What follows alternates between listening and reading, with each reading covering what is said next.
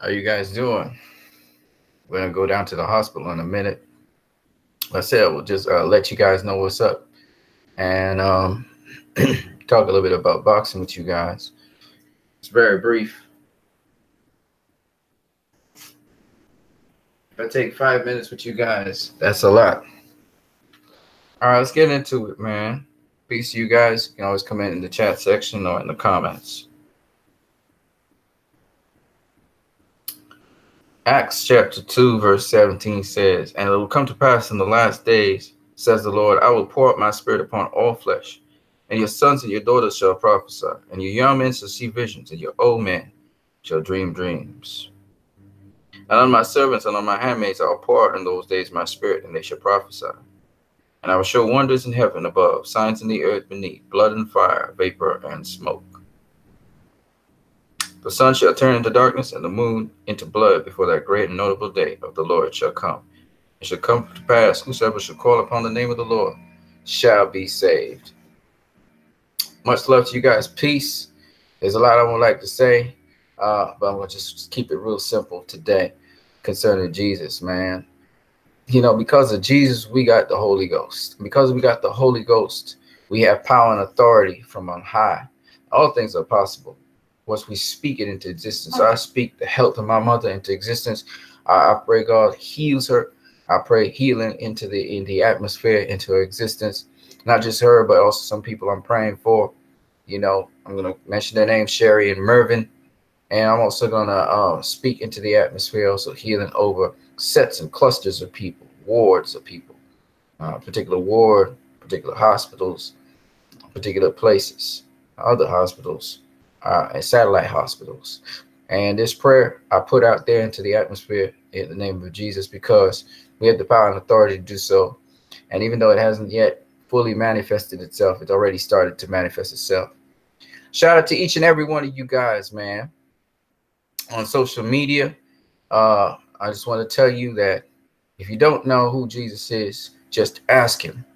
Ask him. It's that simple. And you would want to have the living spirit be part of your life. You trust me, you will want to. I'm grateful to God for being alive today. I just want to sing one song, and then we can get into it, okay? The song is, Lord, I thank you. I thank you for this day, and life you give, and healing, and all the things that are good. Oh, I thank you, and I give you all the praise, and I give you all your glory back to you. May we have a great day, because you live and rule and work all things for our good. Yes, Lord. We thank you. All right, man. Let's get into it. The pay-per-view numbers for Pacquiao Broner unofficially are about 400 pay-per-views. It's not 400 million, 400,000, sorry, pay-per-views, which is very good, very good. That's Pacquiao's numbers. And that's obviously because of Manny Pacquiao, not about Adrian Broner, because Adrian Broner's never been a pay-per-view star. So what's awesome about that is that Manny Pacquiao still draws. And once you have a Manny Pacquiao fight, you're going to make some really decent numbers in pay-per-view. And those are very decent numbers for pay-per-view. The only person who surpasses Manny Pacquiao is, of course, Canelo Alvarez, who has, he had just recently their $1 million pay-per-view buys. So Canelo is the man. And on that note, I wanted to just talk about Adrian Broner's attitude. He was talking about how he won the fight. Obviously, that's ludicrous. But as a lot of people were saying, they could see where he was coming from. I'll leave your comments in the comment section, by the way, folks. I would say this. I would say this once. I'll say this twice. I don't know why I'm going into screen share. Sorry about that, folks. I'll say this once. I'll say this twice. Adrian Broner, as a boxer, has a certain skill set. And the thing about him is he's almost strictly a counterpuncher. So he doesn't go get it. He doesn't go get you until he figures you out later on in the fight, then he'll go get you, right? If you look at his fight against Mikey Garcia, figures out Mikey Garcia is on the defensive a lot, and then in the later rounds, he thinks he's figured out Mikey Garcia, goes get him, right? In the Pacquiao fight, however, that did not happen, right? In the Pacquiao fight, he was counterpunching Pacquiao, trying to get his, sharpshoot him where he could, and he got some decent sharpshooting shots off, but he never got to really go after Pacquiao, especially after the 7th round when Pacquiao hurt him, caught him with a double left hook. So he caught him. Broner went down, and he was coming back up, and Pacquiao caught him with a double left hook. It was like Marcos Maidana all over again. He was just getting beaten up in the corner, and he was trying to shell up and get that defense going, but he just got beat up, so he had to clinch. So he went for the clinch to control Pacquiao. And thankfully, Pacquiao's not Marcos Maidana. He doesn't dip down low to get out of the clinch and then keep on rattling shots at you. So fortunately for Broner, he was able to clinch him, lock him up, and buy some time. In the 7th round, he was hurt. He was injured in the 7th round. He came back to the corner and said, "I'm all right." This is almost like a reliving of the Marcos Maidana experience where he got knocked down twice. But Maidana obviously hits harder than Pacquiao. But still, nonetheless, Manny Pacquiao hurt him. Hurt him in the 12th round as well. Hurt him in I think it was the end of the 9th or the 10th, one of them. Pacquiao hurt him again. And Broner was like, I ain't going to try and heat seek. And he tried to heat seek and destroy Pacquiao, but that was not happening. Now, at the end of the fight, he jumped up on the ropes and punched the air, trying to duplicate what Floyd Mayweather did after Floyd had outboxed Pacquiao. What's the difference between what Floyd did with Pacquiao and what Broner did with Pacquiao? Well, Floyd clearly from the beginning dictated the fight. He went out and he started landing on Pacquiao. When Pacquiao was trying to usually line up his lead foot domination, being a southpaw, and come in on Floyd, Floyd had lit up Pacquiao with sharp shots. And throughout the fight, Floyd literally dictated in the center of the ring and so on. And the difference between what Broner was trying to do and what Floyd does, so that people understand the difference between Floyd and Broner. Broner was trying to apply a similar strategy that Floyd had against Pacquiao. No doubt about that. Broner's defense was pretty much on point. Pacquiao was not able to land as many shots as he would like to. But in a fight where you're facing an opponent who is active, you have to also see who's the guy who's more active in a fight. And the problem that Broner had was honestly, you can't just be playing defense all day long. You have to also play offense. And he just did not have that offense to limit Pacquiao's offense. So whereas with Pacquiao and Floyd, Pacquiao clearly was missing Floyd, and he clearly was getting nullified. Once Floyd started counterpunching Pacquiao, Pacquiao stopped boxing. This was not happening. Broner would land a good shot on Pacquiao. Pacquiao paused for a minute, but then he would come back in relentlessly. And that's why Pacquiao was able to catch Broner with some really hard shots coming down to the end. And he got Broner with some really good shots. I mean, Pacquiao finished the show really well. It was competitive for, I think, the first 4 rounds. It was a very competitive fight. But then from round 5 onwards, Pacquiao started to dictate completely what the fight was. Pacquiao actually started dictating from round 1, but he really started to dictate from round 5 onwards, and that's why round 7 ended up the kind of round it was. And pretty much the latter half of the fight was Pacquiao's fight. And that happened because, again, Broner, you have to be first. And Broner was not first. He was reacting to what Pacquiao was doing. He was trying to counterpunch Pacquiao, which is a good idea, but you just can't stand there reacting to Pacquiao. And that's the one thing Floyd did not do from the get-go. From round 1, Floyd wasn't reacting to Pacquiao. And that's why Floyd was able to dictate that fight. And Pacquiao's output was less than Floyd's. Basically, punches thrown and punches landed were less than Floyd's. And that's because Pacquiao was confused as to what to do. In this case, Pacquiao wasn't confused about what Broner was doing because Broner was reacting to Pacquiao. So Pacquiao was allowed to dictate the entire fight.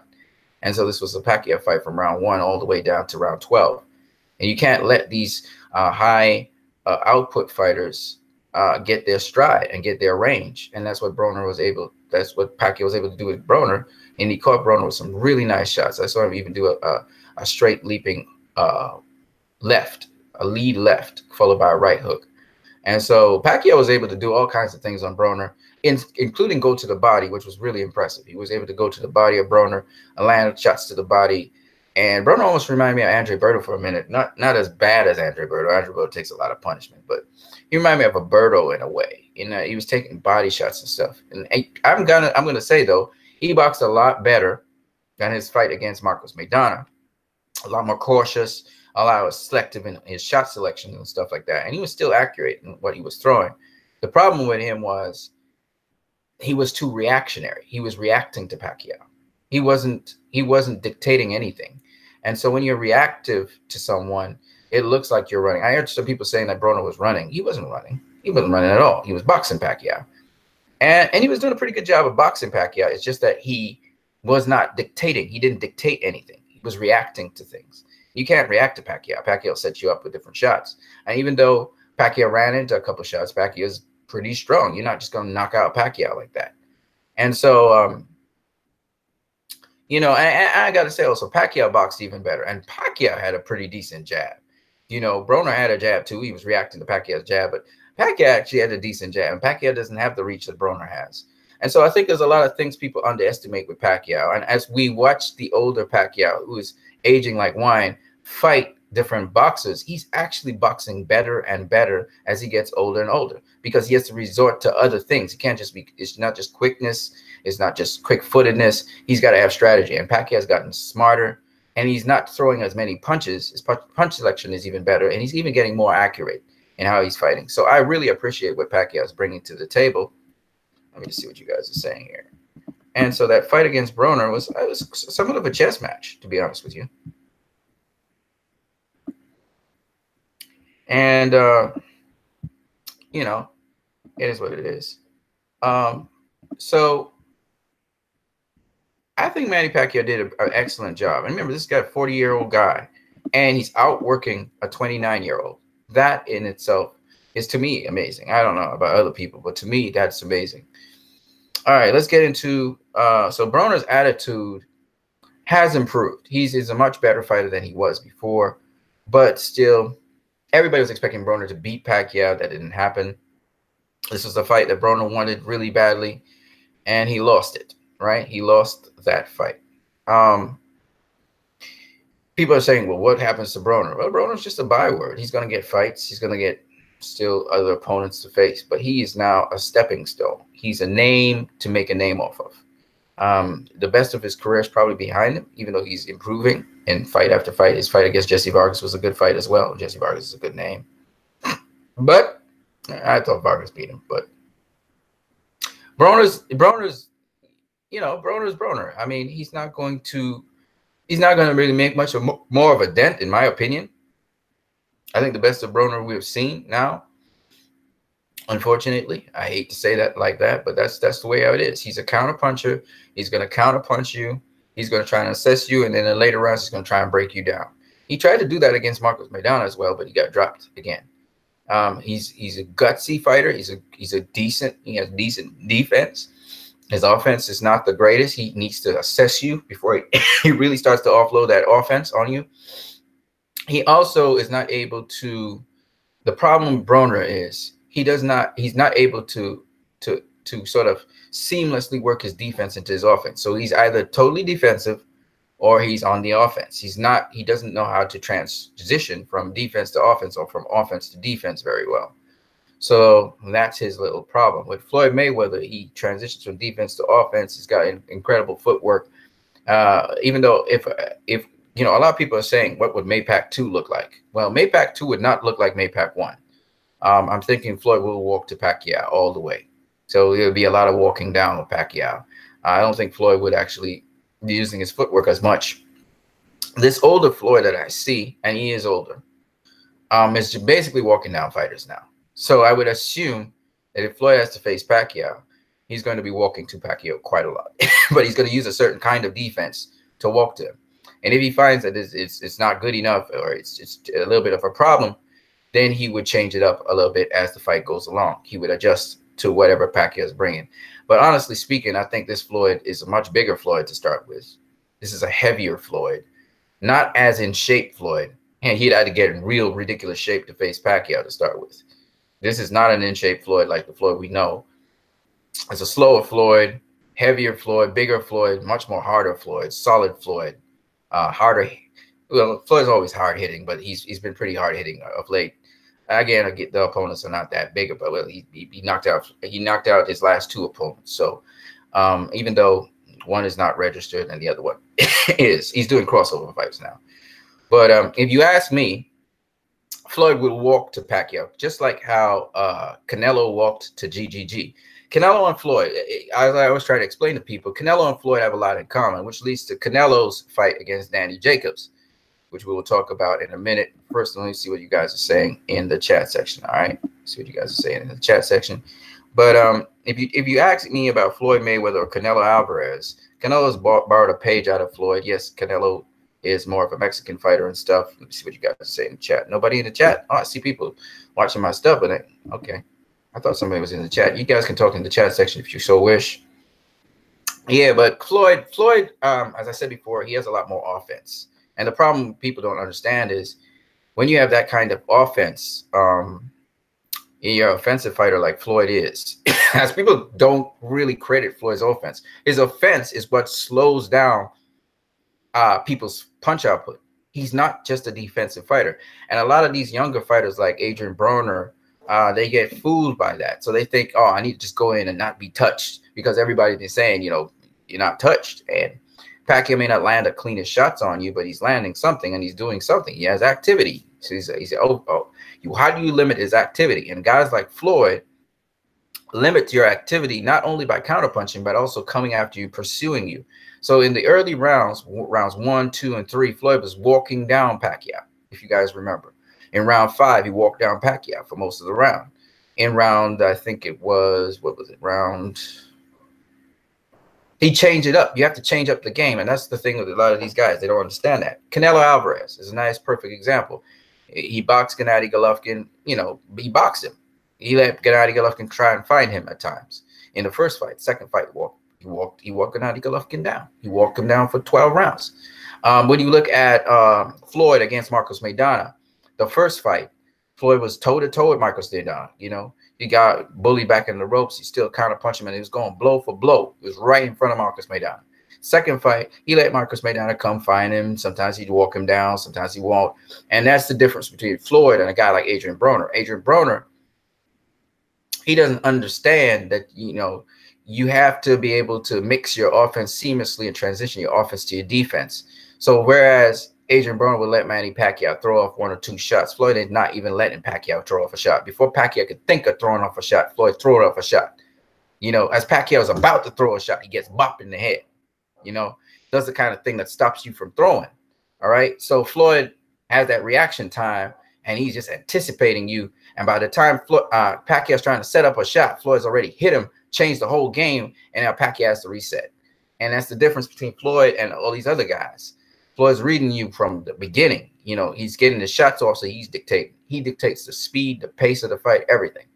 All right. Of late, Floyd Mayweather, we've seen against Conor McGregor and against that other kickboxer dude, he just came in to seek and destroy. So he just be walking you down. Floyd just be walking you down. He just walking you down, relentlessly walking you down, putting the pressure on you, walking you down. That's what you see. And I wouldn't be surprised we see something of that kind of Floyd against Pacquiao, where he'd be walking Pacquiao down. You know, Pacquiao be trying to throw off his shots, get 1 or 2 shots on Floyd, but Floyd got the defense to keep it moving. I've seen him do that against Zab Judah. I've seen him do it against what's that kid's name? Southpaw. That beat Andre Berto. I think he was the first guy to beat Andre Berto. Victor Ortiz walked down. Floyd religiously walked down Victor Ortiz. Okay, from round 1, Floyd was walking him down, and you know, Floyd can walk you down. It's just that he chooses not to walk you down, but he can walk you down.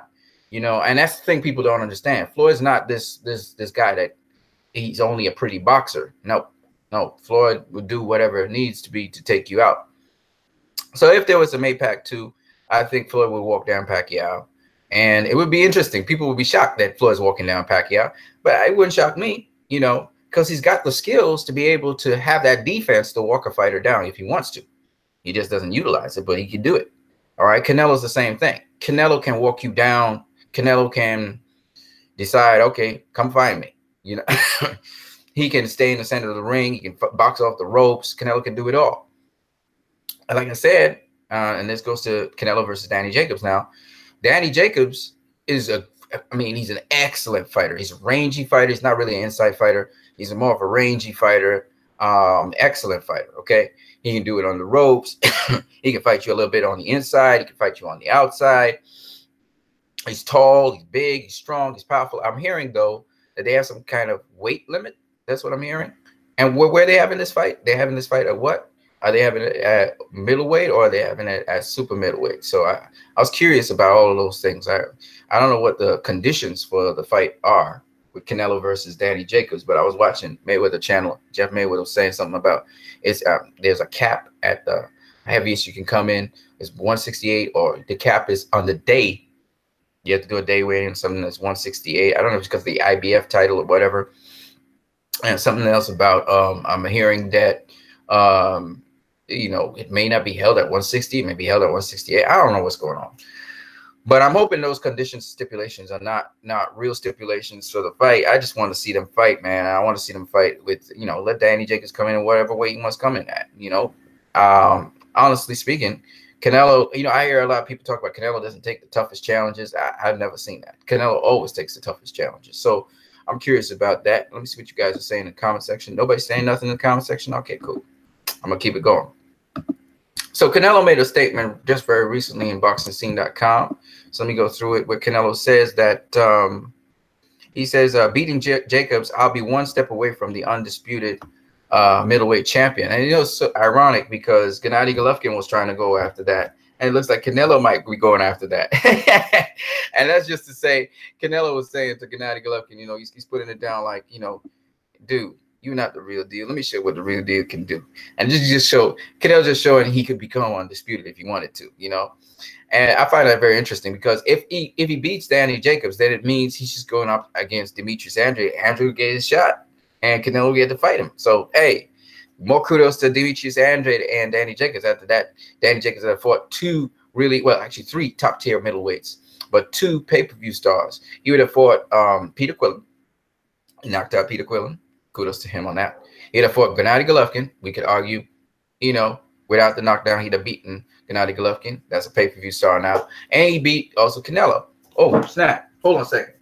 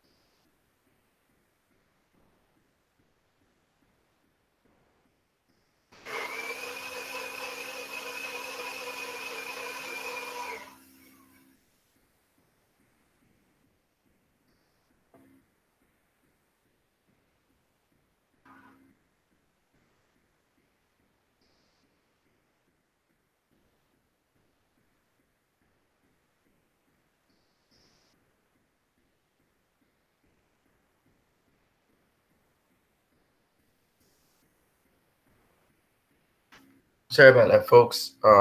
Some stuff was on the fire, man. Stuff almost burned up, and stuff from my mom are going down to the hospital right now.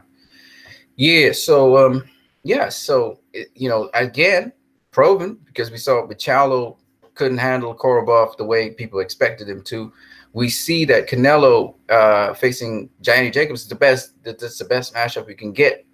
And so, yeah, Canelo was saying that he would become undisputed champion, which is cool.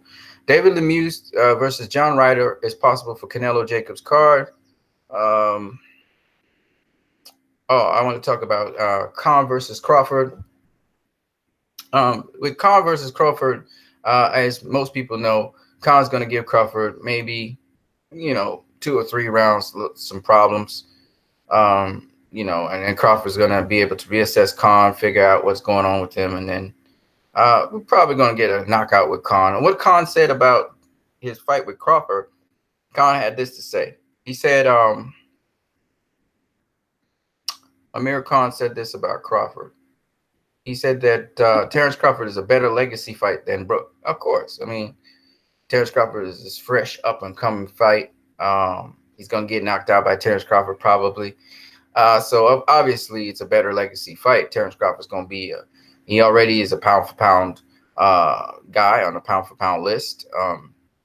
Everything about Terrence Crawford is better than Brook. And then Khan's probably the bigger guy coming into that fight because he's fought bigger guys and everything. So, Amir Khan fighting Terrence Crawford would be, of course, a much better fight than Kell Brook fight. So he's absolutely 100% correct. If you got to get knocked out by somebody, I'm just saying, because Khan has that chin problem. Get knocked out by Terrence Crawford, okay? Get knocked out by a future Hall of Famer. Kell Brook's not. We don't know if Kell Brook's going to be a future Hall of Famer. So it makes sense to me that he would face Terrence Crawford rather than Kell Brooks. So that's my point on that there.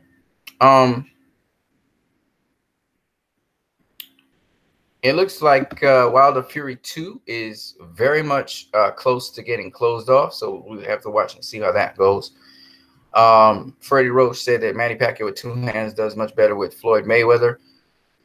Maybe. I mean, they're older, so I don't know what he means by 2 hands, but I think it's going to be a different kind of fight if Floyd faces Pacquiao the second time around. It's not going to be the fight that we saw the first time around, for sure. And, Badou Jack, man. Badou Jack faced Marcos Brown. And to me, in my opinion, people were talking about before the cut, I think Badou Jack was doing excellently against Marcos Brown. Marcos Brown did not like those shots to the body at all.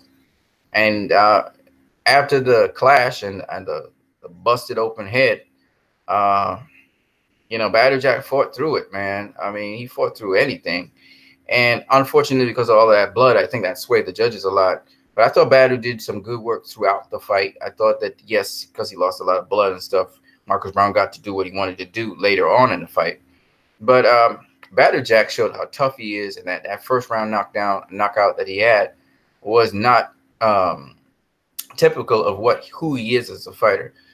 Kudos to Marcos Brown on winning that fight, but I think without Badou Jack's head being cut open, Badou Jack would have won that fight. That's just my opinion. I don't know what you guys think about that.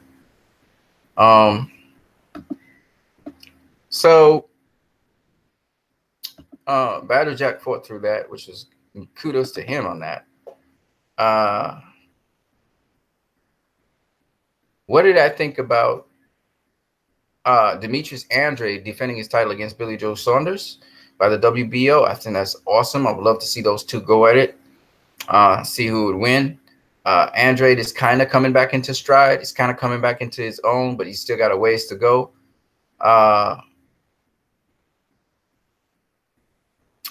Manny Pacquiao said that if Mayweather can't fight at my level, he should stay retired.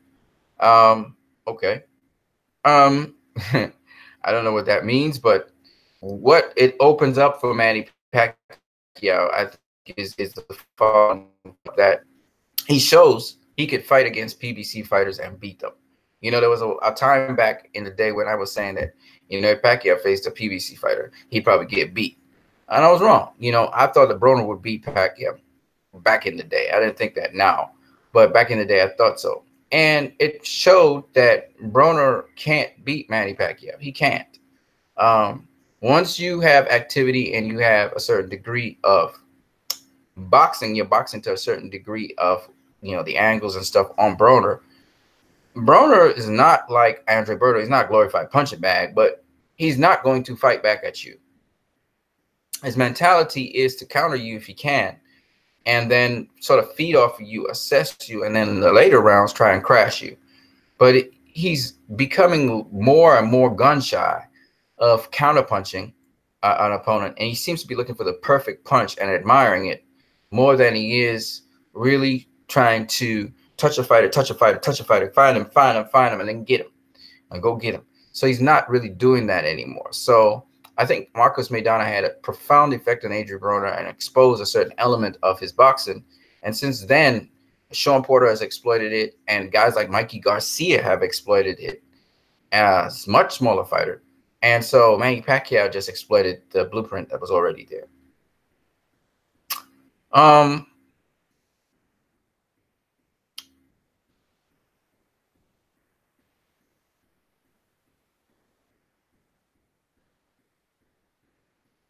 So this is what we have upcoming. I don't know what you guys' view are on Canelo versus Jacobs. I don't know what you guys' view on Canelo versus Jacobs is, but I, again, truly believe that Canelo is going to beat Danny Jacobs. That's my opinion. People are saying that Danny Jacobs is going to be a tough fight for Canelo. I don't know. I can't say if it's going to be tough or not. I expect it to be fun. I expect it to be good because Danny Jacobs has a lot of skill sets. The only problem I see with Danny Jacobs is he sometimes makes mistakes in the fights, and it costs him. It actually costs him either a knockdown or something. But he's going to make a mistake in the fight. You're guaranteed. And Canelo's pressing him. Canelo's better than GGG now. If Canelo presses him, it's going to be interesting if he makes the mistake that Canelo's expecting. Canelo could capitalize on that mistake.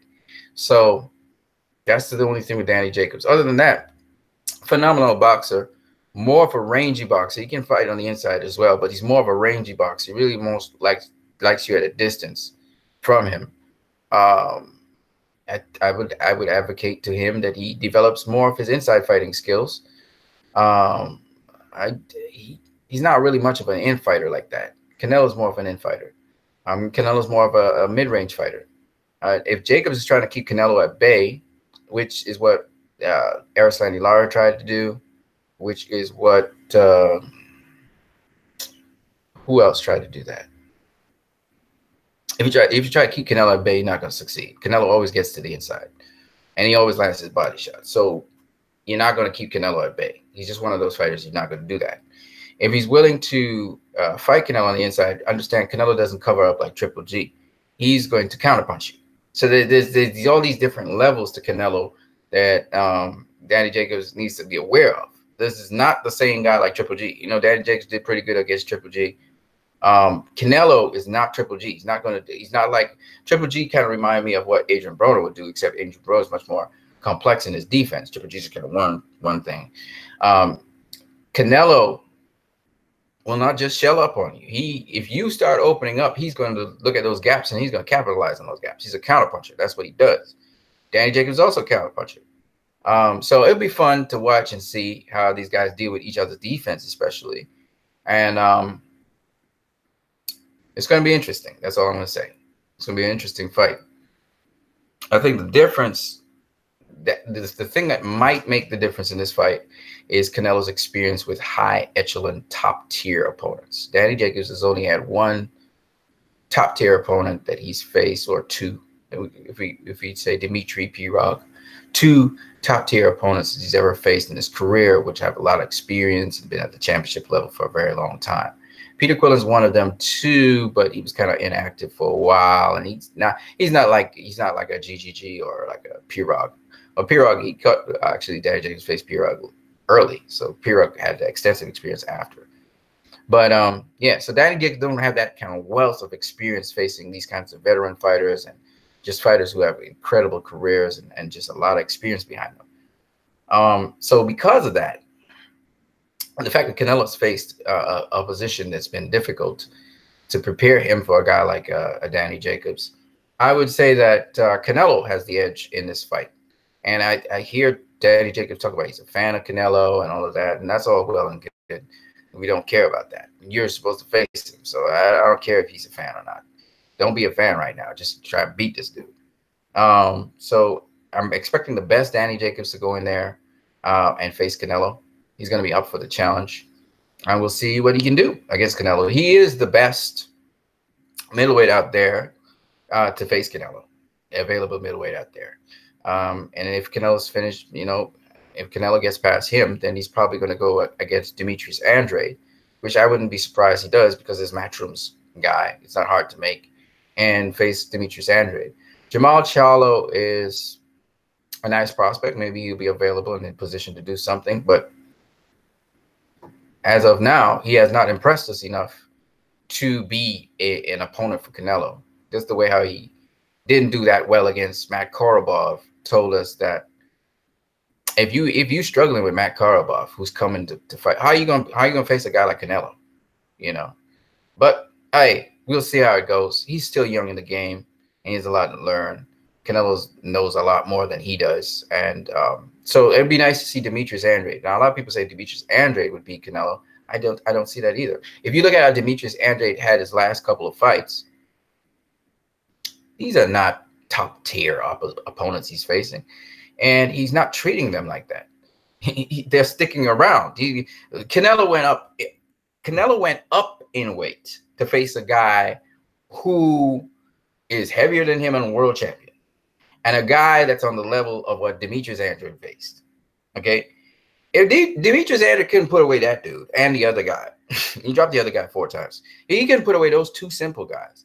And Canelo goes up in weight, faces a guy who's a world champion, but a guy who is not straightforward, but still he's got holes in his defense. And he puts him away. He goes up in weight, mind you. What is Demetrius Andrade going to do to Canelo? What's he bring to the table that makes him a threat to Canelo? You know what I'm saying? You know, you look at Marcus Brown versus Badou Jack. Marcus Brown posing and all of that, but Badou Jack was beating him. You look at the guy who's taking the punishment. My point being, if you really pay attention to boxing fights, you would understand why Demetrius Andrade is a little bit overhyped, in my opinion. He's a dog and stuff, but as of late, and even his prior performances and all his performances, and even the opponents of the opponents he's faced, he's never really impressed me. I know he's a southpaw and all that. I know he's quick. I know he's sharp. I know he can move around the ring a bit. He's much better than Amir Khan in that respect. He got good chin. He's a dog. He can dog it out with a fighter. But he never impressed me as an opponent that could do something to a guy like a Canelo. He never even impressed me that he could do something against Danny Jacobs. And I know he's sparred Danny Jacobs numerous times. And I'm sure he's an excellent talent, an excellent skill, but I just don't think he's on those guys' level because of not only the level of opposition these guys have faced and overcome, but also because of the smarts, the smarts that you use when you're moving around the ring. He doesn't show me that. He shows me still green in that area. Jamal Charlo, in my opinion, is a lot more chiseled and sharpened and has a slightly different mentality to Demetrius Andrade. And if I was to see Charlo versus Andrade, I would be very enthusiastic to see that one. I would be interested in seeing who would win that fight, you know, between those two. I just don't think that Demetrius is ready for a Canelo yet. And that's the truth. On Jamal Charlo, I honestly don't think that now. My opinion is definitely that. But again, you guys can leave your comments in the comment section if you so wish. I'm out of here. It's 11:04. It was nice talking to you guys. I see that maybe no one's left any comments. They'll leave comments on my video later on today. I'm going down to see my mom. It's taking me a little while to get down there. I decided to talk with you guys at the moment. Keep my mom in your prayers if you guys are Christian people. And we'll move from there. All right? You guys have a great one. Deuces.